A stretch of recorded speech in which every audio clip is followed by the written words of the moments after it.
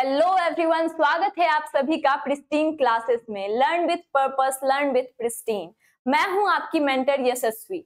आज आप लोग सोच रहे होंगे कि मैम क्या बताने वाली हैं, तो आज मैं आपको सिलेबस के बारे में बताऊंगी, पैटर्न के बारे में बताऊंगी, 2023 एंड 2024 में किस तरीके का ट्रेंड देखा गया ये बताऊंगी। लेकिन आप मेरी बात सुनेंगे क्यों?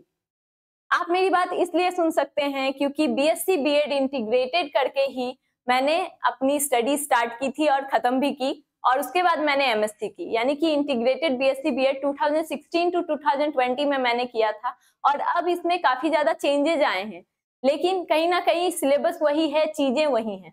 तो चलिए इन सब के बारे में आज हम जानेंगे। तो बढ़ते हैं हम लोग सिलेबस के तरफ, इसके इंट्रोडक्शन के बारे में कुछ समझेंगे। तो पैटर्न सबसे पहले है। इसमें आपको बता दूं मैं कि 2023 में जो क्वेश्चंस आए थे वो कितने आए थे, 25 आए थे और सारे कंपलसरी थे। लेकिन 2024 में इसका पैटर्न थोड़ा चेंज हुआ है और आपको 3 क्वेश्चंस स्किप करने का ऑप्शन मिल जाता है इसमें। तो समझते हैं कि टोटल क्वेश्चन जो हमको यहाँ पे मिलेगा वो कितना है, 28 क्वेश्चन है, जिसमें कि 3 क्वेश्चन हम स्किप कर सकते हैं अपने नॉलेज के अकॉर्डिंग, कि हमको कितनी नॉलेज है, कौन सी क्वेश्चन इजी लग रही है, उस हिसाब से हम लोग सॉल्व कर सकते हैं। यानी कि 25 क्वेश्चंस अटेम्प्ट करने हैं। टोटल मार्क्स कितने हैं? आपको 100 मार्क्स का ये पूरा 25 क्वेश्चन का मार्किंग आपको 100 मार्क्स मिल रहा है, और प्लस 4 मार्क्स, यानी कि हर एक क्वेश्चन सही करने पे आपको प्लस 4 मार्क्स मिलेंगे। और माइनस अगर आप निगेटिव कर देते हो तो फिर आपके -1 मार्क्स हो जाएंगे। यानी कि ये बेसिक जो पैटर्न था, क्वेश्चन किस तरीके से आता है, इसके बारे में डिटेल्स थे। चलिए अब आगे बढ़ते हैं।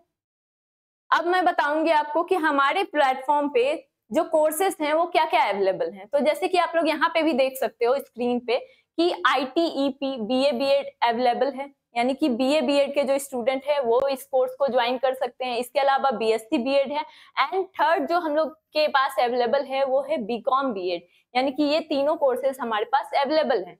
इसके बारे में जो भी आपको जानकारी चाहिए, इसके लिए आप हमको कॉल कर सकते हैं 7309733765 पर।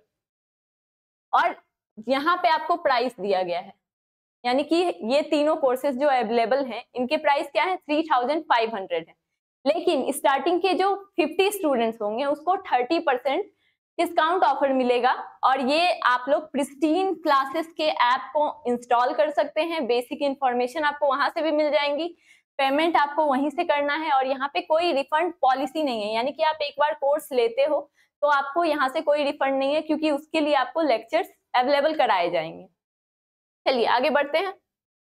अब देखिए, अब आपको जब भी जानना होगा कि 2023 और 2024 में क्या चेंजेस आए, किस तरीके का पैटर्न था, किस तरीके का ट्रेंड था, तो उसके लिए सबसे इंपॉर्टेंट होते हैं कि मेंटर्स जो हैं वो प्रिपेयर करके पहले से चले, कि बच्चों को एनालाइज करके बता दे कि क्या क्वेश्चन आए, कैसे क्वेश्चन आए।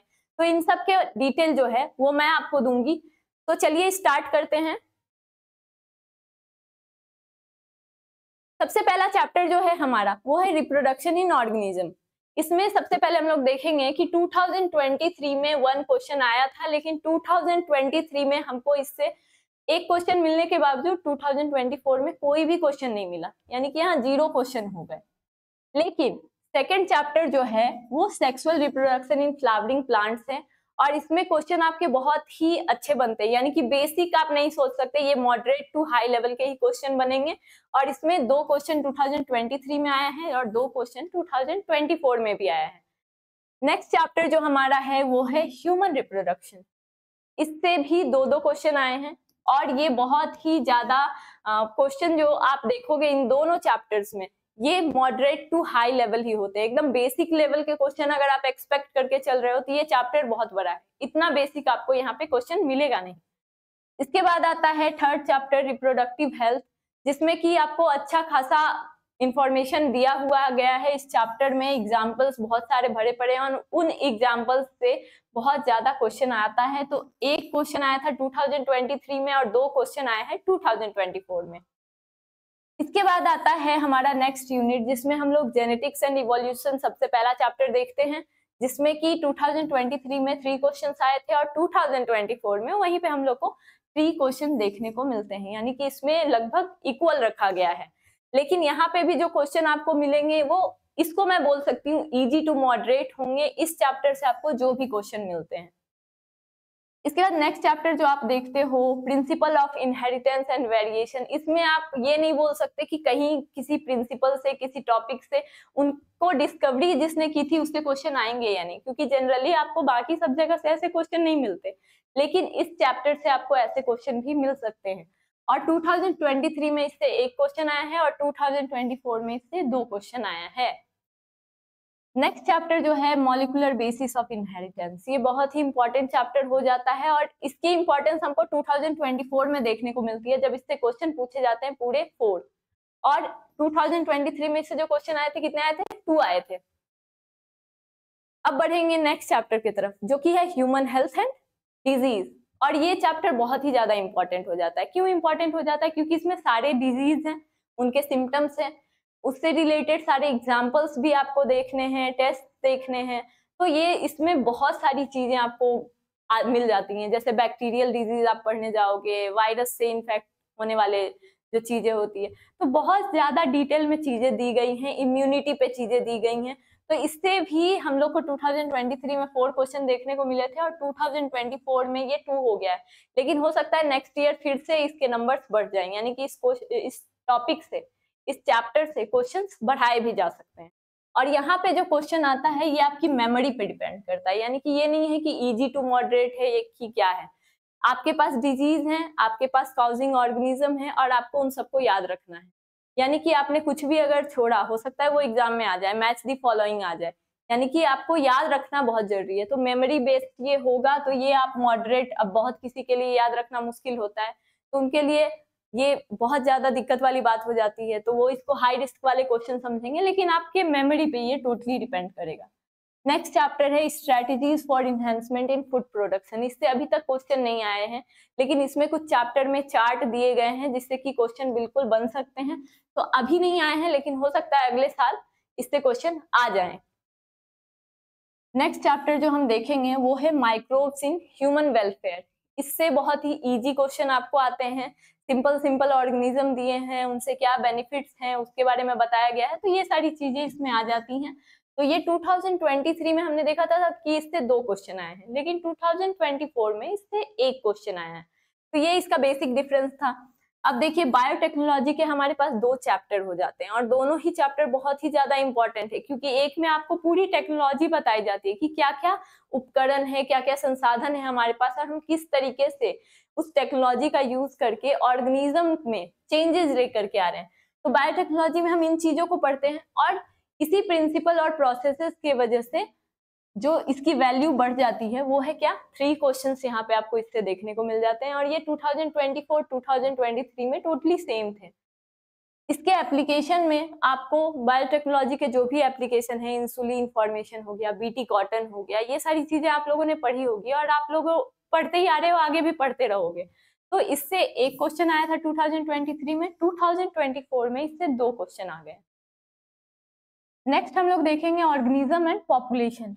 इससे अब यहाँ से जो यूनिट स्टार्ट हो रहा है ये इकोलॉजी से रिलेटेड है, इकोसिस्टम से रिलेटेड है। तो यहाँ पे जो आपको क्वेश्चन देखने को मिलेंगे ये बहुत इजी टू मॉडरेट टाइप के होंगे और ये सब आपको अगर थोड़ी भी नॉलेज है, अगर आपने थोड़ा भी डेडिकेशन से पढ़ा है तो इसको आप करेक्ट कर लोगे। तो यहाँ पे जो ये चैप्टर है इससे 1 क्वेश्चन आया था 2023 में और 2 क्वेश्चन आए हैं 2024 में। अब आगे बढ़ते हैं इकोसिस्टम के तरफ। इकोसिस्टम में आपको इकोसिस्टम के जो जो इम्पोर्टेंट चीजें होती हैं उन सब के बारे में जानना होता है कि इकोसिस्टम कैसे वर्क करता है, इसमें क्या क्या भूतपूर्व, मतलब कि अगर हम जानना चाहें कि पहले क्या था और अब क्या है, क्या चेंजेस आ गए हैं और क्या चीजें इसको बनाए रखती हैं जैसा कि ये अभी प्रतीत होता है, तो इन सारी चीजों से रिलेटेड क्वेश्चन होते हैं। यानी कि आपके पास एग्जाम्पल कम होते हैं लर्निंग के लिए, यानी कि सब्जेक्टिव चीजें ज्यादा इसमें पढ़ाई जाती हैं, इसलिए शायद इसके नंबर्स भी कम है। यानी कि 1 क्वेश्चन 2023 में, 1 क्वेश्चन 2024 में। चलिए अब लास्ट के 2 यूनिट हमारे पास बचे हैं और यहाँ पे आप देख सकते हो कि 2023 में 25 क्वेश्चन ही आए थे और सारे कंपलसरी थे और 2024 में जब आप देखते हो तो ये क्वेश्चन बढ़ के कितने हो गए, 28 हो गए, यानी कि 3 आप छोड़ सकते हो। यानी कि सोच समझ के आपको क्वेश्चन चुनना है और इसमें बिल्कुल भी पॉसिबिलिटी, अगर मैं बताऊं कि कोई भी स्टूडेंट है, मैं तो टीचर हूं, मैं अगर बोल रही हूँ कि 100% सॉल्व कर लूंगी तो ऐसा आपको लगेगा कि अरे नहीं कुछ तो छूट ही जाएगा, ऐसा बिल्कुल नहीं होना चाहिए, क्योंकि जो भी बच्चे अच्छे से पढ़ेंगे वो 25 क्वेश्चंस तो कर ही लेंगे। और मुझे लगता है कि 28 क्वेश्चन में वो कंफ्यूज होंगे कि छोड़े तो कौन सा छोड़े, आता तो हमको सब है। क्योंकि बहुत सारे बच्चे यहाँ पे जो कोर्स लिए थे उन्होंने ये क्वेश्चंस, अगर मैं बोलूं कि 25 में 25 क्वेश्चन वो करके आए हैं और उनके सारे क्वेश्चन सही भी हुए हैं। तो इसलिए इसमें कोई डाउट नहीं है कि आप भी आराम से इसको सॉल्व कर सकते हैं, क्योंकि आप भी स्टूडेंट हैं, आप भी मेहनती हैं और आराम से कर सकते हैं। नेक्स्ट है बायोडाइवर्सिटी एंड कंजर्वेशन। इससे अगर हम देखेंगे तो कोई भी क्वेश्चन नहीं आया है, ना ही 2023 में, ना ही 2024 में, लेकिन इससे भी क्वेश्चंस बन सकते हैं। यानी कि हम कोई भी चैप्टर नहीं छोड़ सकते, क्योंकि हो सकता है कि अभी क्वेश्चन ना दिया गया हो, बाद में इससे क्वेश्चन आ जाए, तो हमको उसके लिए प्रिपेयर रहना होगा। लास्ट यूनिट है इन्वायरमेंटल इश्यूज, और इससे 2023 में जो है एक क्वेश्चन आया है, 2024 में इससे 2 क्वेश्चंस आ गए हैं, तो ये भी इंपॉर्टेंट हो जाता है। के लिए आप हमें सब्सक्राइब कर सकते हैं और इस वीडियो को लाइक कर सकते हैं। Thank you so much.